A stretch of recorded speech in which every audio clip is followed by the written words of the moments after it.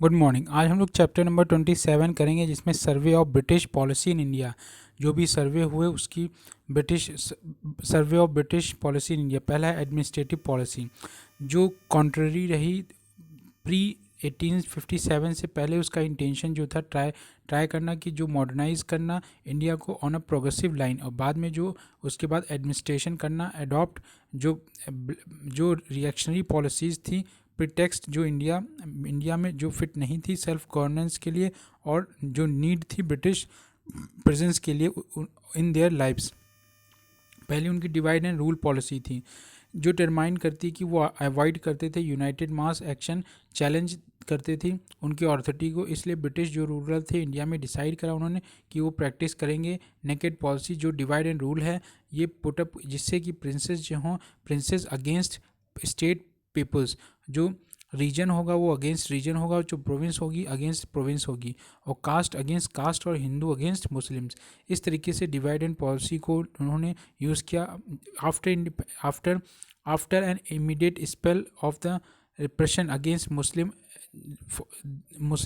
1857 revolt में, जब उनको बहुत बड़ी क्षति हुई, तब उन्होंने अथॉरिटीज़ को डिसाइड करा कि अब 1870 के बाद वो यूज़ करेंगे मिडिल और अपर एजुकेटेड क्लास को अमंग मुस्लिम अगेंस्ट। और इस तरीके से राइज करा उन्होंने टाइड ऑफ नेशनलिज्म, और इससे यूज़ हुआ, इससे कन्फ्लिक्ट जो हुए स्केयर रिसोर्सेज पे, जैसे से एजुकेशन, एडमिनिस्ट्रेशन और जॉब, और लेटर बाद में पॉलिटिकल स्पॉइल के लिए हुआ, जिससे कि टोटल एक क्रिएट हुआ स्प्लिट अमंग रिलीजियस लाइंस पे among educated Indians, hostility towards educated Indians. ये इससे इमर्ज हुआ मिडिल क्लास नेशनलिस्ट लीडरशिप जो एनालाइज करती थी exploitative social character of the British rule, और साथ में डिमांडिंग जो थी Indian participation in administration at a time. उसी समय जब नेशनलिस्ट मूवमेंट जो थे वो बॉर्न हुए, और इंडियन नेशनल कांग्रेस जो थी उस समय फाउंड हुई 1885। जो ब्रिटिश इंटरप्रेट करते थे कि जो मूव्स हैं ये चैलेंज हो रहे हैं बहुत बाय देयर ऑथोरिटी, और ये अडॉप्ट कर रहे हैं एक हॉस्टाइल एटीट्यूड ये अडॉप्ट कर रहे हैं टू सच लीडरशिप। इस तरीके से ऑन फ्रॉम देन ऑनवर्ड, उसके बाद जो अपोज हुआ ऑल दोज जो stood for the modern education attitude towards the जमींदार।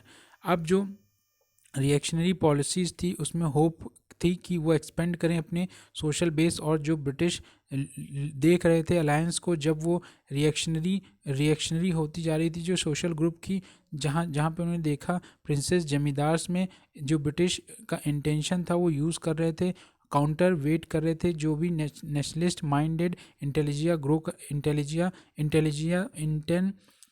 इंटेलिजेंशिया जो था। नाउ अब जमींदार जो थे और लैंडलॉर्ड वो हेल्ड, उन्होंने देखा कि जो नेचुरल और ट्रेडिशनल लीडर्स हैं, लीडर्स ऑफ द पीपल। बाद में जो लैंड थी वो मोस्ट जो थी अवध तालुका में कन्फिस्टेड थी, जो 1857 के बाद रिस्टोर किया गया। और इस तरीके जो इंटरेस्ट और प्रिविलेजेस थे जमींदार के और लैंडलॉर्ड्स के वो भी प्रोटेक्ट किए गए इन प्रोटेस्ट अपोजिशन में, जिससे कि प्लीजेंट्स का अपोजिशन हो सका। बाद में जो देखा गया ब्रिटिश जो गारंटर्स थे ऑफ देयर वेरी एग्जिस्टेंस और बिकेम द फर्म सपोर्टर बने। Attitude towards the social reform, जो उन्होंने डिसाइड करा उनका जो रिएक्शनरी एलिमेंट था ऑफ इंडियन सोसाइटी, ब्रिटिश जो विड्रॉ करना चाहते थे सपोर्ट टू सोशल रिफॉर्म्स, जो फील करते हैं कि जो अराउज हो रहा है जिससे worth of Orthodox section against them.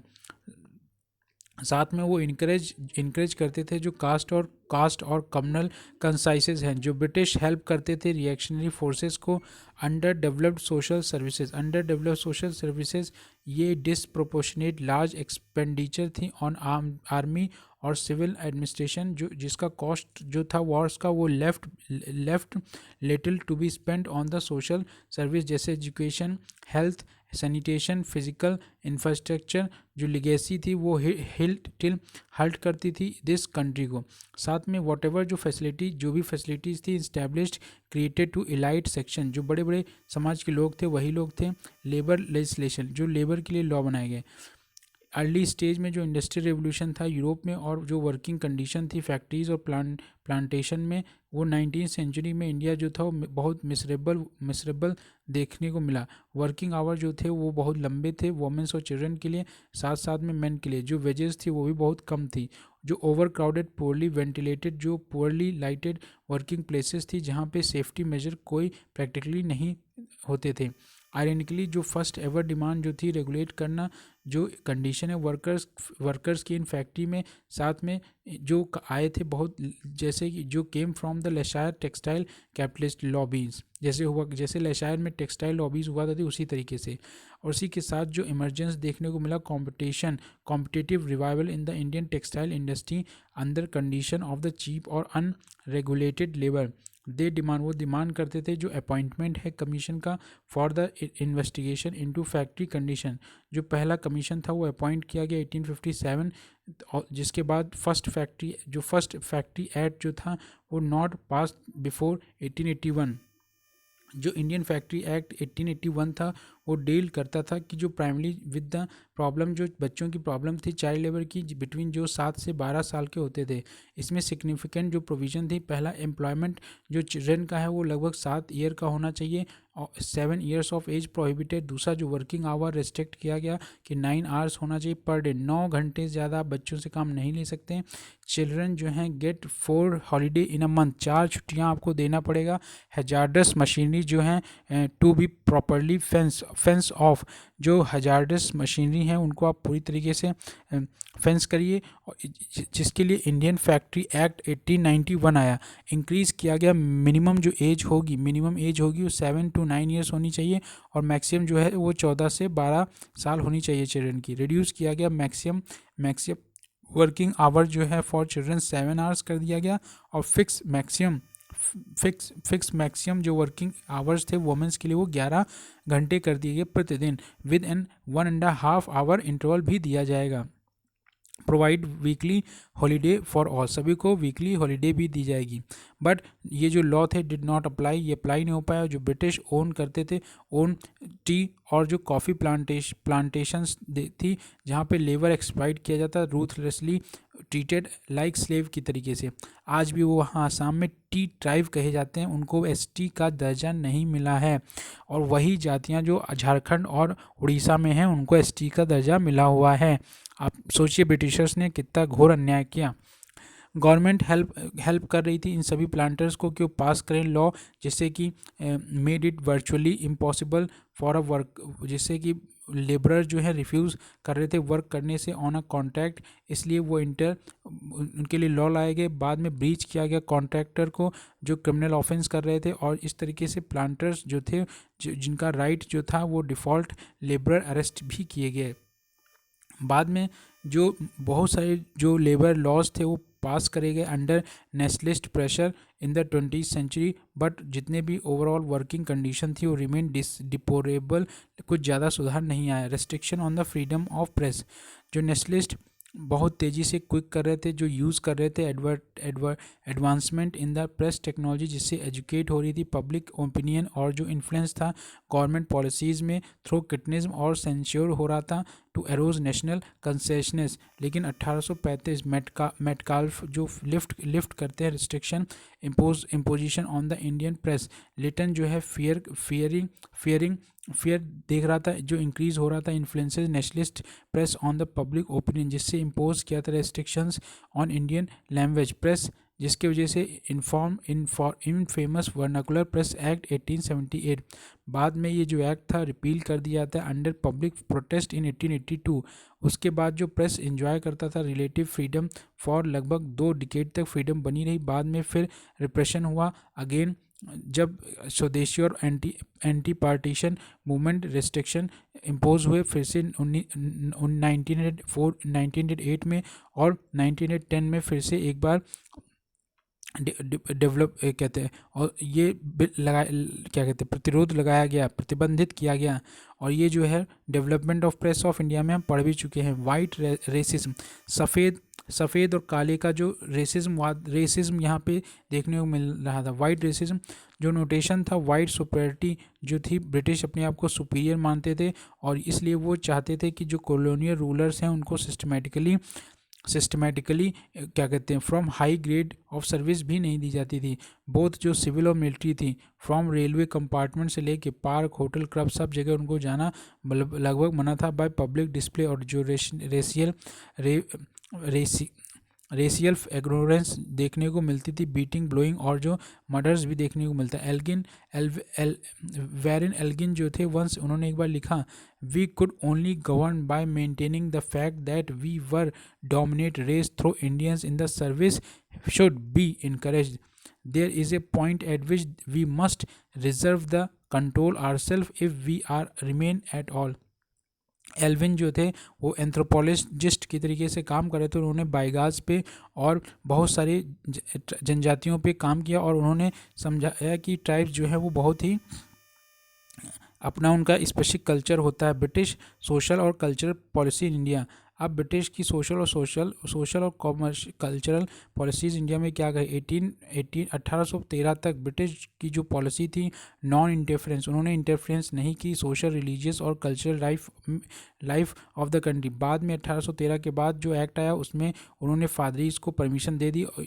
1813 के बाद जो रिफॉर्म ट्रांसफॉर्मेशन इंडियन सोसाइटी में उन्होंने उनके कल्चर इन्वायरमेंट में किया, क्योंकि जिससे इमरजेंस आ सके, न्यू इंटरेस्ट ऑफ आइडियाज़ जो ब्रिटेन में 19वीं सेंचुरी में आ रहे थे, अवेक हो रहे थे, जिनका सिग्निफिकेंट चेंज यूरोप में और उसी समय ड्यूरिंग 18 और 19वीं सेंचुरी देखने को मिला। कुछ चेंजेस जो हुए पहले इंडस्ट्रियल रिवोल्यूशन के दौरान, जिसमें चालू किया गया 18वीं सेंचुरी जो थी, रिजल्ट जिससे ग्रोथ हुई इंडस्ट्रियल कैपिटलिज्म में और राइज, जिससे क्या हुआ, राइज हुआ इंडस्ट्रियल इंटरेस्ट वांटेड, जिससे कि इंडिया एक बिग मार्केट बन गया गुड्स का। और इस तरीके से उनको रिक्वायर कर ब्रिटिशर्स ने उनको पार्शियल जो मॉडर्नाइजेशन और ट्रांसफॉर्मेशन जो उन्होंने अपने गुड्स को बेचने के लिए इंडियन सोसाइटी को मॉडर्नाइजेशन और ट्रांसफॉर्मेशन करना चालू कर दिया।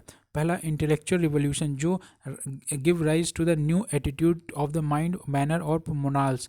दूसरा फ्रेंच रिवोल्यूशन जो मैसेज करता था, जिसमें लिबर्टी, इक्वलिटी और फ्रेटर्निटी थी। इसके वजह से जो फोर्सेस थी डेमोक्रेसी और नेशनलिज्म आ रही थी। अब जो न्यू ट्रेंड था उसमें लगभग बहुत सारे लोग जैसे bacon, Lockie, Voltaire, Roseau, कांते, Adam Smith और जो जॉन बेंथम, ये सब जो थॉट थे उनके बहुत ही ज़्यादा प्रभावित हुए। Wordsworth, Byron, Shelley, Charles Dickens in literature में भी जो कैरेक्टरिस्टिक न्यू थॉट की, वो पहला रैशनलिज्म, ये जो फैल रहा था, फेथ इन द रीज़न क्योंकि जो साइंटिफिक एटीट्यूड था। दूसरा ह्यूमैनिज्म, ये एडुकेट हो रहा था, लव ऑफ मैन, मनुष्य को लव करने की बात चल रही थी और ये बिलीव था कि एवरी मैन जो है वो एंड है हिमसेल्फ में और शुड बी रिस्पेक्टेड, उसको रिस्पेक्ट करना चाहिए, प्राइज करना चाहिए। No man has a right to look upon another as agent of his happiness. ये जो आइडियल्स थे जिससे गिव राइज टू लिबरलिज्म और सोशलिज्म और इंडियलिज्म। तीसरा डॉक्ट्राइन ऑफ प्रोग्रेस, ये इसके अकॉर्डिंग जो कोई भी चीज़ स्टैटिक नहीं है, जितनी भी सोसाइटी हैं वो सब चेंज हो रही समय के साथ और मैन जो है कैपेसिटी टू रीमॉडल नेचर और सोसाइटी ऑन जस्ट और rational lines. Thought of school of thought, बहुत सारे जो करंट थॉट थे उस समय कॉन्फ्लिक्ट में थे अमंग एडमिनिस्ट्रेटर और जो produced different school of thought, जिसमें जो कंजर्वेटिव्स थे वो एडवोकेट करते थे कि जो इंट्रोडक्शन होना चाहिए, जो न्यू चेंजेस आ रहे हैं वो पॉसिबल हैं।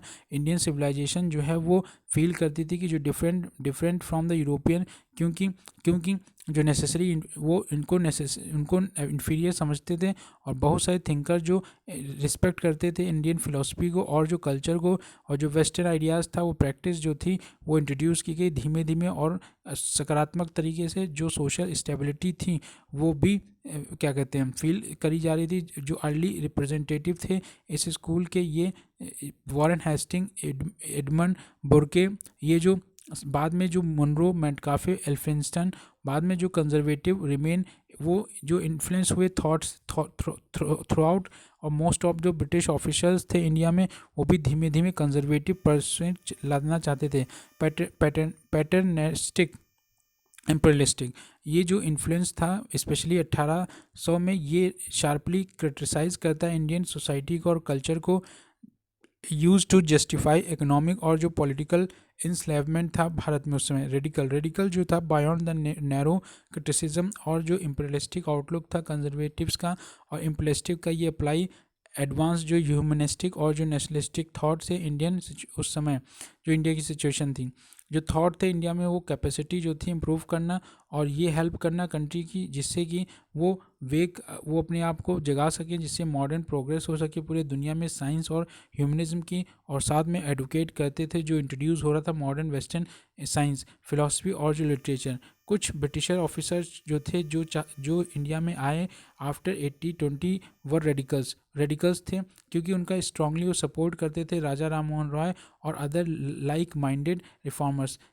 प्रीडोमिनेटली जो रूलिंग एलिमेंट्स थे ब्रिटिश इंडियन एडमिनिस्ट्रेशन में, वो कंटिन्यू रहा इम्पीरियलिस्टिक और एक्सप्लोइटिव, लेकिन जो थॉट थे मॉडर्नाइजेशन के इंडिया में, धीमे धीमे उनकी जो लिमिट्स थी वो ब्रॉड होती गई, इम्पोज्ड बाय द नीड समय के साथ साथ, और उनकी जो अर्लियर और बाद में जो थॉट एक्सप्लॉइटेशन के थे ऑफ इट्स रिसोर्सेज। इसी समय इन दिस रिस्पेक्ट ऑफन जो रेडिकल्स थे वो टोन्ड एक कंजर्वेटिव लाइंस, और ये जो डिज़ायर थी मोस्ट ऑफ ऑल सेफ्टी और perpetuation of British rule in India, every other consideration was secondary. Indian renaissance जो थी उस समय, देर आर मैनी इंडियंस जो थे वो इंस्टिगेटेड सोशल रिफॉर्म, और जो जिससे लेजिस्लेशन जो था वो brought about so as to control और इरेडिकेट सोशल इविल्स जो इम्बेडेड थी in so called tradition. Raja Ram Mohan Roy, Ishwar Chandra Vidyasagar, BM Malabari जो फ्यू सोशल रिफॉर्मर्स थे, वो वर्कड हार्ड, और जिससे get legislation passed by the government to remove जितनी सारी सोशल इविल्स हैं, जैसे सती प्रथा, चाइल्ड मैरिज, विडो रीमैरिज, ये सब। डिलेमा बिफोर द गवर्नमेंट, जो गवर्नमेंट थी वो भी बहुत असमंजस स्थिति में थी कि अगर बहुत ज़्यादा मॉडर्नाइजेशन कर देंगे तो जो फोर्सेस हैं ये उनका बहुत ज़्यादा प्रभाव बढ़ जाएगा और हमारे इंटरेस्ट जो हैं वो ख़त्म हो जाएंगे। इसलिए जो अप्रोप्रिएट ऑप्शन होना चाहिए था, पार्शियल मॉडर्नाइजेशन वो लाना चाहते थे, जो इंट्रोड्यूसिंग इन सम रिस्पेक्ट और ब्लॉक इट इन अदर्स। इसे कॉलोनियल मॉडर्नाइजेशन कहा गया। Role of the Christian missionaries, अब जो मिशनरीज थे वो भी क्या कहते हैं, सुपीरियर रिलीजन अपने आप को मानते थे, और वो पूरे भारत में लगभग फैलाना चाहते थे वेस्टर्नाइजेशन, और ये बिलीव करते थे कि वो डिस्ट्रॉय कर रहे हैं faith of the natives in their own religion और कल्चर। इस तरीके से उन्होंने टू एंड करा दूसरे के रिलीजन को और क्रिश्चियनिटी को फेवर किया। सपोर्ट करते थे कि जो रेडिकल्स हैं वो साइंटिफिक अप्रोच और बिलीव करें कि जो डिटरमाइन करें नेटिव कल्चर और बिलीव्स। सपोर्ट करते थे जो इम्पीरियलिस्टिक हैं लॉ और जो ऑर्डर है ब्रिटिश सुप्रीमेसी, वो भी ज़रूरी है फॉर द प्रोपोगेंडा।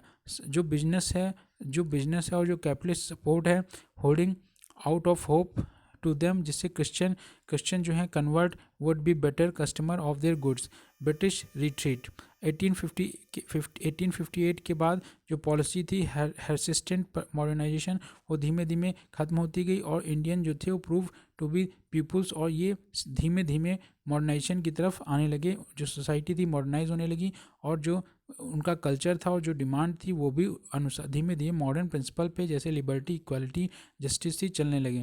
ब्रिटिशर्स जो थे वो साइड में सोशली ऑर्थोडॉक्स और कंजर्वेटिव एलिमेंट थे सोसाइटी में, उसको भी इंकरेज करते रहे, जिससे कास्टिज्म और कम्युनलिज्म देखने को मिली। British policy towards the princely state, relation जो थे प्रिंसली स्टेट के साथ वो भी गाइड करते रहे बाय 2 पॉइंट पॉलिसी, जिसमें यूज़ करते थे perpetuating with the bulwark of the empire, जिससे सबॉर्डिनेट हो सकें सब completely by the British authority, और जो कल्टिवेट कर रहे थे कि जो बफर जो स्टेट्स हैं वो buffer again future political unrest, और जिससे रिवार्ड हो सके royalty during the revolt of 1857।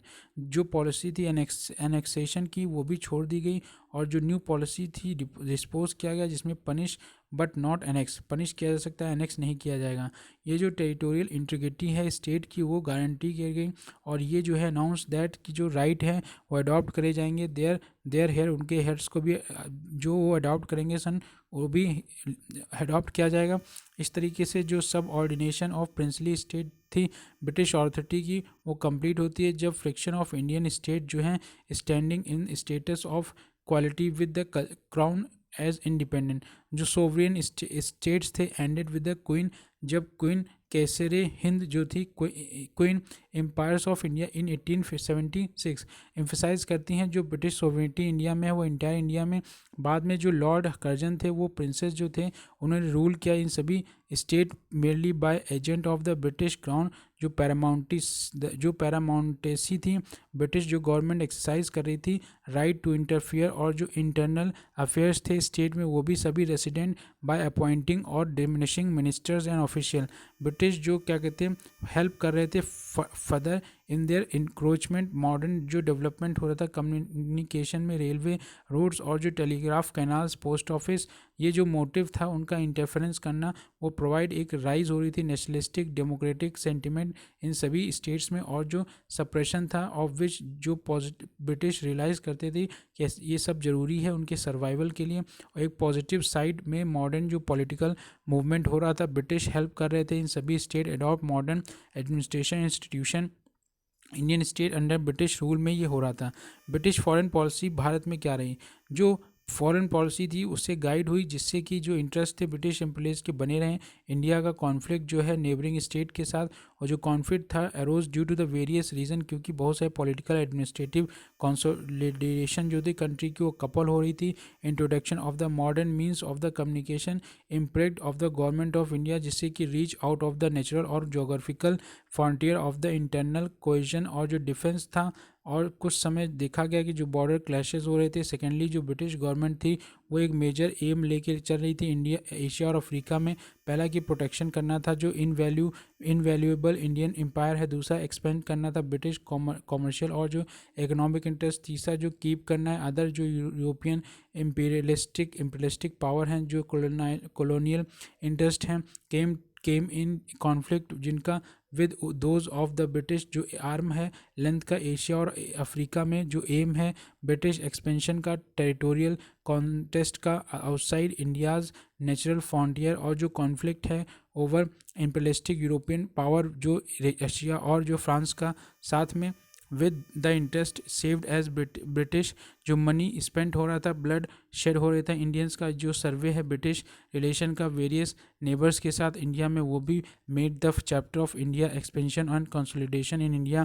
Summary जो एडमिनिस्ट्रेशन पॉलिसीज थे, पहला उन्होंने डिवाइड एंड रूल की पॉलिसी अपनाई। दूसरा hostility of to the educated Indians. तीसरा जमींदार और जो लैंडलॉर्ड थे propped a counterweight to the nationalist several reversal of the policy of support to social reforms। तीसरा सोशल सर्विस इग्नोर करिए, half hearted और इनएडुकेट लेबर लेजिस्लेशन इंट्रोड्यूस किए गए। Stifling of press were seen the helping of the nationalist surgeons. फिर racial ignorance. British social और cultural policy. Foreign policy जिसमें reach out of the natural geographical frontiers for the internal cohesion and defence. जो keep other European power at the arm length. और फिर promote किया गया British encourage and the commercial interest. इसी के साथ ये चैप्टर फिनिश होता है। Thank you.